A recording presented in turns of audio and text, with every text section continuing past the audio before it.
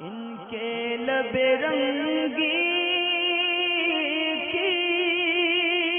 نچھاور تھی کہ جس نے یہ اشرف علی ہیں، ان کا سوال یہ ہے کہ بعض لوگ علماء پر جو ہے نا وہ لعن طعن کرتے ہیں اور کافر ہونے کا فتویٰ لگاتے ہیں، تو ایسے لوگوں کے لیے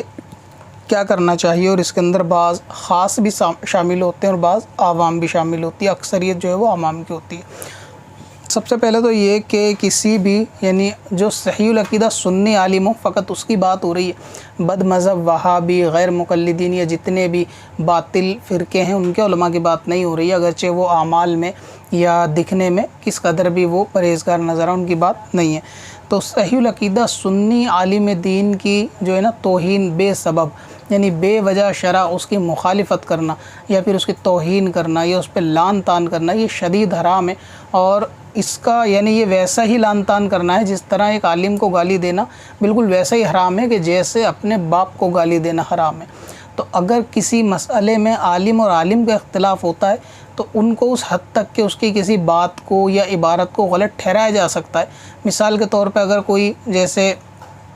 سند کے اعتبار سے ہوتا ہے کہ بعض محدثین بعض کی مخالفت کرتے ہیں کہ فلاں شے یہ غلطی ہوئی ہے، انہوں نے بہت بڑی بھول کر دی ہے، وہ خطا پر تھا، یا اس معاملے میں اس سے جو ہے نا وہ مسٹیک یا کہیں کہ غلطی جو ہے نا وہ صادر ہوئی ہے، اس عبارت کو انہوں نے غلط مطلب سمجھ لیا، وہ ایک الگ چیز ہے۔ لیکن عوام کا اس کے اندر کود جانا اور کفر کا فتویٰ لگانا معاذ اللہ، یہ ان کی جو ہے اپنی آخرت کو برباد کرنے والی علامت ہے۔ اسی کے تعلق سے اعلیٰ حضرت امام اہل سنت امام عشق و محبت امام احمد رضا محمدی سنی حنفی قادری برکاتی ہندی بریلوی رحمۃ اللہ تعالیٰ علیہ نے فتاوی رضویہ شریف کے اندر بہت سارے مقام پر یہ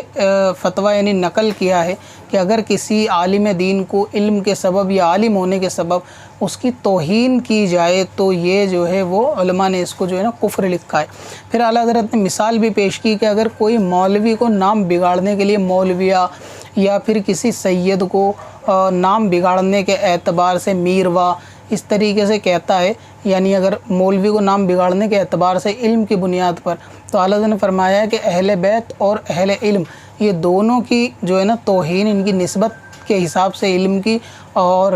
ذات کی نسبت کے حساب سے توہین کرنا یہ کفر ہے، یعنی اس پہ جو ہے نا علماء نے کفر کا فتویٰ دیا ہے۔ تو عالم کی بے وجہ اس کی مخالفت کرنا یا اس پہ کفر کا حکم لگانا یا اس کی توہین کرنا، اس کا مذاق بنانا، یہ بہت شدید ہے۔ ایک اور مقام پر اعلیٰ حضرت امام اہل سنت امام عشق و محبت رحمۃ اللہ تعالیٰ علیہ نے یہ بھی فرمایا ہے کہ بے وجہ یعنی ظاہری سبب کے بغیر کسی عالم دین سے بغض رکھنا یہ کفر پر مرنے کا خوف ہوتا ہے، یعنی یہ کہ بندے کا ایمان پہ خاتمہ نہیں ہوگا جو بے وجہ جو ہے نا عالم دین سے بغض۔ اب ظاہر ہے کہ عوام کا تو با وجہ ہوتا نہیں ہے نا، عوام کو تو یہ اپنی ذاتی رائے علماء کے اوپر تھوپ رہے ہوتے ہیں، اور بہت سارے کچھ ایسے یعنی سیکولرزم والے ہوتے ہیں کہ جن کو ساری غلطی اور خطائیں نا علماء کی یا پھر یہ کہ اس طبقے کے لوگوں کی نظر آتی ہے۔ اکثر آپ نے دیکھا سنا بھی ہوگا کہ عالم لوگ تو ایسے ہوتے ہیں، مولاناؤں نے دین میں یہ کر دیا اور انہوں نے راہ اتنی سخت کر دی وغیرہ وغیرہ، بہت قسم کے آج کل آپ نے ویڈیو پہ باتیں دیکھی ہوں گی۔ تو جو ایسے اس طریقے کے لوگ ہوتے ہیں نا، یہ واقعی ایسے اعلیٰ درجے کے جاہل ہوتے ہیں اور ان کے ایمان کا کوئی بھروسہ بھی نہیں ہوتا، کیونکہ ان کے پاس اختلاف کرنے کی کوئی شرعی وجہ نہیں ہوتی، فقط یہ کہ اپنی لوگوں کے اندر داغ بٹھانا یا دوسرے مذاہب کے لوگوں کے اندر جو ہے اپنی اس طریقے کی بات کر کے اپنی واہ واہ یا تعریف لینا یا ان کو یہ دکھانا کہ ہم کتنے بھائی چارے والے باتیں کرتے ہیں، اور اس لیے وہ سارے معاملہ کہ جب کسی مسئلے پر علماء کا فیصلہ آتا ہے تو وہ فوراً اس کے خلاف کھڑے ہو جاتے ہیں کہ عالم لوگوں نے تو ایسا کر رکھا ہے، مولویوں نے دین کو برباد کر دیا معاذ اللہ، یا اس طریقے کا معاملہ کر دیا۔ حالانکہ خود ان تک اور ان کے باپ داداؤں تک دین جو پہنچایا ہے وہ مولویوں کے ذریعے ہی سے پہنچایا گیا ہے جو نبی پاک کے علم کے وارث ہیں۔ حالانکہ یہ تو نمک حرامی ہے کہ بندے نے علماء ہی سے دین سیکھا، اس کے بڑوں نے بھی عالم دین سے ہی دین سیکھ کر یہاں تک ان کو اسلام ملا، اور آج یہ اسی نمک حرامی پر اتر جاتے ہیں اور یہ کہتے ہیں کہ انہوں نے کیا کیا ہے، اور ان کا حال یقیناً یہ ہوتا ہے نہیں جہالت کے اس اعلیٰ درجے پر ہوتے ہیں کہ ان کے گھر کے اندر بالفرض اگر باپ ان کا مر بھی جائے تو یہ اس کو کفن نہیں پہنا سکتے، غسل نہیں دے سکتے، جنازہ نہیں پڑھا سکتے، پھر ان کی محتاجی اسی عالم دین کے پاس جانے کی ہوتی ہے، اسی مسجد کے امام کے پاس جانے کی ہوتی ہے جس کو کل تک لان تان کی جا رہی تھی یا جس کو کل تک برا بھلا کہا جا رہا تھا اور خود کو بہت قابل سمجھا جا رہا تھا، اس وقت جو ہے نا ان کی قابلیت وہ سب جو ہے وہ نالے میں چلی جاتی، پھر یہ اس قابل نہیں ہوتے کہ خود یہ گھر کے یہ معاملوں کو انجام دے سکے۔ تو یہ کہ علماء پہ بے وجہ کا لان تان کرنا یہ کفر کا خوف ہے۔ اسی طرح نبی اکرم نور مجسم صلی اللہ تعالیٰ علیہ وسلم کی حدیث پاک کا خلاصہ بھی ہے۔ حضور پاک نے فرمایا کہ 3 شخص جو ہیں وہ بے وجہ اگر یعنی 3 شخص کی اگر بے وجہ کوئی ان سے اختلاف رکھے یا جھگڑا کرے، عداوت رکھے، وہ منافق یعنی کھلا منافق ہوگا۔ اور اس کے اندر سے ایک اہل علم کو بتایا، یعنی عالم دین سے بغض رکھنا یہ جو ہے منافق کی علامت ہے۔ ٹھیک اسی طریقے سے جس نے اسلام میں بڑھاپا پایا یعنی بوڑھے آدمی سے بغض رکھنا دل میں، یہ منافق کی علامت ہو۔ تیسرے علامت فرمائی کہ بادشاہ عادل یعنی اس سے بے وجہ کا بغض رکھنا۔ تو اس پہ بھی نبی اکرم نور مجسم صلی اللہ تعالیٰ علیہ وسلم کے اس فرمان پر بھی لوگوں کو غور کرنا چاہیے کہ جو مخالفت میں اترتے ہیں کسی بھی مسجد کے امام یا بے وجہ کسی بھی عالم دین کے، کہ حضور نے فرمایا کہ بے وجہ کی مخالفت جو ہے نا وہ منافق ہی کرے گا۔ تو اس سے جو ہے لوگوں کو سامان لینا چاہیے عبرت کا کہ بھئی بے وجہ کا عالم دین پر تبرہ کرنا یا اپنی پارٹی راجنیتی پارٹی چمکانے کے لیے اس قسم کی باتیں بولنا یا لوگوں کو جو ہے نا علماء کے خلاف بدظن کرنا، ایک نئی سوچ دینا، پوری عالم اسلام کے علماء کے خلاف بدظن کرنا۔ اور یہ کوئی ایسا نہیں کہ سیکولرزم کہلانے والے لوگ ہی ایسا کرتے ہیں، اس کے اندر بعض اہل علم کہلانے والے بھی ہوتے ہیں۔ ایک مثال کے طور پہ پلمبر مرزا کو لے لیں، یعنی ایک ایسی نئی جدید تحقیق لوگوں کے سامنے لانا جو قرآن اور حدیث کے بالکل مقابل ہو، ایک دم بالکل خلاف ہو۔ پورا اسلام اور علماء ایک جماعت ایک طرف اور بندہ اکیلا اپنی تحقیق لے کے مخالفت کرنے میں ایک طرف۔ تو ایسے لوگ بھی جو ہے نا عالم دین کے خلاف لوگوں کو بدظن کرتے ہیں۔ پھر صحیح العقیدہ سنی عالموں پر یہ نوجوان جو ان جیسے جاہلوں کے بہکاوے میں آ کے پھر سنی علماء پر جو ہے نا وہ تبرہ کرتے ہیں، کمنٹس کے اندر برا بھلا یا گالیاں دیتے ہیں، اس کی بھی اصل وجہ یہی ہوتی ہے کہ یہ کھلے منافق ہوتا ہے، کیونکہ ان کو پبلکسٹی چاہیے ہوتی ہے اور اس کے لیے سب سے بہترین ذریعہ ہے کہ کوئی ایسی بات آپ کر دو یہاں پر کہ جو بالکل لوگوں کی عقلوں میں نہ آئے، اور اگر آپ اس کو کسی بھی تگڑم بازی سے ثابت کر دو گے تو پھر وہ کمال ہو جائے گا۔ تو جو راہ سب کی ہوتی ہے، اگر آپ بھی اس راہ پہ چلو گے تو پبلکسٹی ملنا تھوڑا دشوار ہے۔ تو اس لیے یا تو کسی بڑے کے خلاف بولو یا پھر کوئی ایسا معاملہ کہ پوری جو ہے نا جماعت کے خلاف آپ اپنا نظریہ لا کے پیش کر دو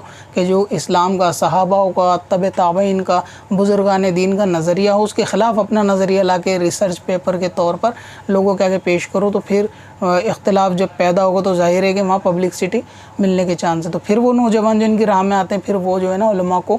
گالیاں دے رہے ہوتے ہیں۔ گویا کہ 1400 سال کے سے زیادہ عرصہ ہو گیا اسلام کو آئے ہوئے، قرآن اور حدیث کو، جو باتیں اس وقت آج تک علماء نے سمجھی نہیں، جو یہ پلمبر جو ہے نا اب سمجھ گیا۔ تو اس کا مطلب یہ ہے کہ 1400 سال سے عمل کس چیز پہ ہو رہا تھا، یہ بھی نوجوانوں کو سوچنے والی بات ہے۔ اسلام کو آئے ہوئے اتنا عرصہ ہو گیا، ان کے پورے گھر خاندان وغیرہ یا پچھلے جو علماء تھے آج حدیث کا وہ صحیح مطلب پہلے والے نہ جان سکے، یہ آج کے پلمبر جو ہے نا وہ جان گئے اور ان کو معلوم چل گیا کہ یہ حدیث کیا ہے، اس پہ عمل کرنا ہے نہیں کرنا۔ امام اعظم جیسے اور امام شافعی جیسے بڑے بڑے علماء جو گزرے ہیں پائے کے عالم دین، ان کو بھی خبر نہیں ان حدیثوں کی آیتوں کی تفسیر، حالانکہ وہ عربی داں یعنی وہ اس زبان کے ماہر، اور یہ پلمبر اس زبان کا ماہر بھی نہیں، کیونکہ یہ کوئی یعنی عرب کا تو ہے نہیں نا جی اس کو زبان آتی ہو۔ تو عرب کے رہنے والے یا اس زبان پر مہارت رکھنے والے اس چیز کو جو اچھا سمجھیں گے وہی تو آگے تک انہوں نے فارورڈ کرا۔ تو اگر پہلے چیزیں ساری خراب تھیں 1400 سال تک، 14 سال تک خراب تھی، اب جو ہے نا قیامت کے قریب ایک نئی چیز آ گئی وہ اچھی ہو گئی، یعنی یہ خود حدیث کی بالکل کھلی مخالفت ہے۔ خود حضور نے فرمایا کہ دور جو ہے نا یعنی جو چل رہا ہے وہ آنے والے سے بہتر ہوگا، یعنی جو چل رہا ہے وہ آنے والے سے بہتر ہے، اسی طرح آنے والا جو موجود ہے اور گزرا ہوا موجود سے بہتر، اور یہ قیامت تک چلتا رہے گا۔ یعنی ابھی جو ٹائم پیچھے گزر چکا نا حضور نے اس کو بہتر بتایا موجود سے، اور جو آنے والا ہے اس سے یہ پریزنٹ بہتر ہے۔ تو اب جو 1400 سال کے بعد دور آیا ہے یہ اچھا ہو گیا، اس میں نیا ایک اسلام جو ہے نا پلمبر جیسوں کا ایک نیا اسلام آ گیا، نئی تحقیق آ گئی، اور 1400 سال سارے کے سارے انگوٹھا چھاپ نکلے۔ یعنی اگر عقل سے بھی بندہ اس کو ناپ لے تو خود سمجھ سکتا ہے کہ یار یہ بندہ جو نئی نئی چیزیں لے کر آتا ہے اور علماء کے خلاف یا سنی عالموں کے خلاف بدظن کرتا ہے، معاذ اللہ علماء تو علماء یہ جو ہے بزرگان دین کے خلاف اور مشائخ اکرام کے خلاف اور بڑے بڑے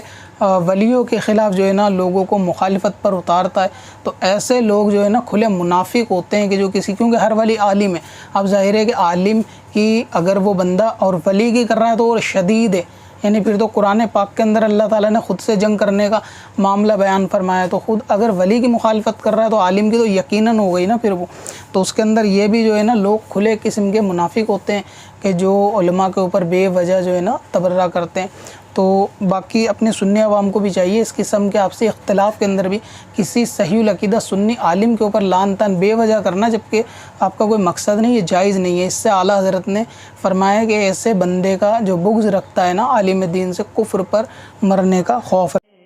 پتھر میں حسن